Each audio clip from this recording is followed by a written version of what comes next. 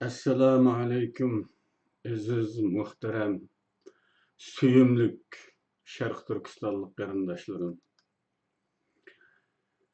Hammanglarga Allah'ın salamları olsun.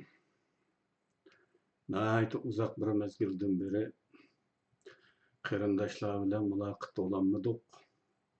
Bu tüpeylden bazı qarindaşlar türlük usullar bilan izderikimni qılıp bek köngül böldi. Ulardan Allah razı olsun. Men mevcut tehi yaşavatımen düşmanlarının arzusunun eksice tehi yaşavatımen. Ve bu yaşaşının zürüriyeti üçün işleşki doğru keladigan bolgaçqa nayta uzak bir yerge işe kettim. Şu iş bilen. Hazır şu işimden kepti de 2 gün demiliş. Oğan şu 2 gün demilişten paydalanıp öyge geldim ve bu öyge kelgen fırsatda bir ciddi müracaatni her biringlarning sevgisi işini zürüriyet dep qarab, tahirsiz bir zürüriyet dep qarab huzuringlarga chiqib o'tiribdiman. Yo'qolab ketishim issiqdimmi, sovuqdimmi emas, mana shu ishdan va inshaalloh 11-oydan keyin davomli muloqot bo'lishga söz beraman. Allah bunga nasib qilsa. Endi murojaat ko'rib turayotganinglardek ana tilimizni saqlab qolishga oid, ana tilimizni qo'g'dash, saqlab qolishga oid bir amaliy qadam besish haqida chaqiriq. Amaliy qadam. WhatsApp'daki yoğun gepler emas. Facebook'daki acayip büyük ulug'vorlaplar emas. Amaliy qadam. WhatsApp jang meydani, Facebook aldın kıseplerinde kahramanlarca güreş kılıvatkan barlık batır azmetlerimizge, vatanperverlerge, millet suyer kişilerimizge, ulug'vor fikirleri bilen zokun tatıvatkan bilim egillerige, ideologlarımızga, barlık halkımızga mana şu amaliy ish haqida chaqiriq qilaman. Google'dan bir el-xat aldım yaqinda. Hatta Uyghur tili üçün açılgan hüccetning 12 ayda taqiladiganligi aytilibdi. Google tercümanıga tilimizni qo'shish arzuyimni 2017'de o'tirib qo'ygan edim, xabaringlar bor. Uyghur tilini saqlab qolishga oid birmuncha ishlar qatorida Google şirketi bilan aloqa qila oladigan salohiyatdagi kishilarimizning aloqa qilib Google tercümanı shundaqla Google atlaslariga va boshqa hujjatlarga Uyg'urcha qo'shish haqida tirishib beqishni o'tirib qo'ygandim. Belki bu ma'lum qarindoshlarımızın tirishchanligining natijasidir yoki Allah'ın iltifoti, inoyatining natijasidir. Qanday bo'lmasin, shu yilning oxirlarida Google tercümaniga Uyg'ur tili qetish uchun ish kechilgan. İş geçilgan edi. Bununla ulab men tekrar bir müracaat e'lon qilgan yoki ma'lum videoning boshlanishida buni qo'shimcha e'lon qilgan ismli qilishcha va buning ulanishini internet adresini Facebook'ta e'lon qilgandim. Esingizda bo'lsa kerak. Bununla hazırlıkça qanchalik adamning hassa qo'shganligini bilmayman. Belkim hassa qo'shayotganlar bordir. Ben yana başlanğan vaqtida her kuni 10 dan söz kirgizip atgan edim. Keyin to'xtab qoldim. Keyingi bir yılda.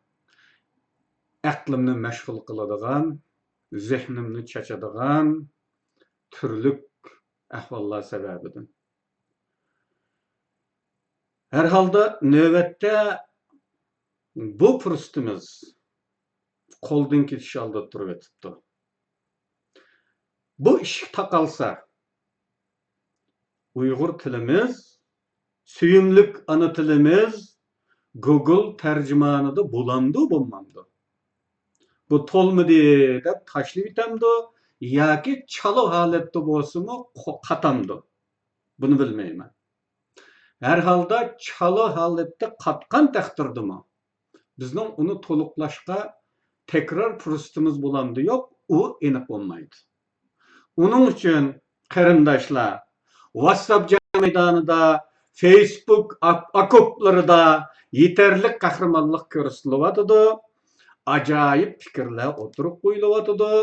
Ulug'vor fikrlar, ulug'vor takliflar az emas. Bunun bilan biz o'z o'zimizni aldayapmiz. Ruhimizga tasalli beryapmiz xolos. Bu ulug' fikrlar, dana gaplarning hammasi arzu ekanligini unutmayın qarindoshlar. Arzu bu. Çare tedbir emas, arzu. İnsaniyet dünyasında insanların arzusu daim yanılıp durdu, üst durdu, tuğulup durdu. Arzu ile imkaniyet arasında her xil musafe mevcut. Tarihten beri, her kandak kabilede, her kandak millette. Arzu ile imkaniyet arasında musafe mevcut. Halkımızın arzusu bilen imkaniyeti arasındaki musafe başkalarınkinden kuvvetli uzun. Bu arzularının işki eşi, bu ulug' takliflarning reallikka aylanishi nurg'un tashqi shartlarga, shundaqla ichki shartlarga bog'liq.